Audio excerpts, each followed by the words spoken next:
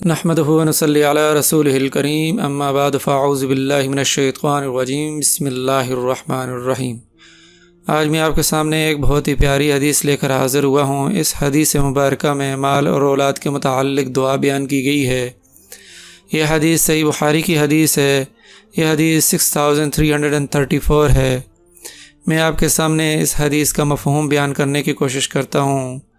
اس حدیث کا مفہوم کچھ اس طرح سے ہے۔ ہم سے سعید بن رابع نے بیان کیا، کہا ہم سے شعبہ نے بیان کیا، ان سے قتادہ نے کہا کہ میں نے انس رضی اللہ عنہ سے سنا، کہا کہ ام سلیم رضی اللہ عنہما نے رسول اللہ صلی اللہ علیہ وسلم سے کہا کہ انس آپ کا خادم ہے، اس کے حق میں دعا فرمائیے۔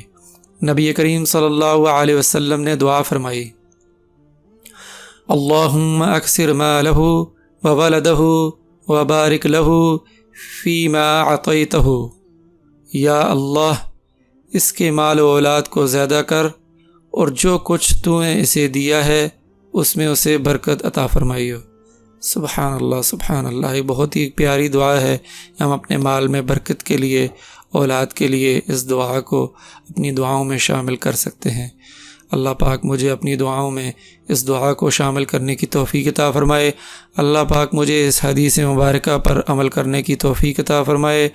اللہ پاک میری اور آپ کی زندگیوں کو قرآن و سنت کے مطابق زندگی بسر کرنے کی توفیق عطا فرمائے۔ جزاک اللہ خیر۔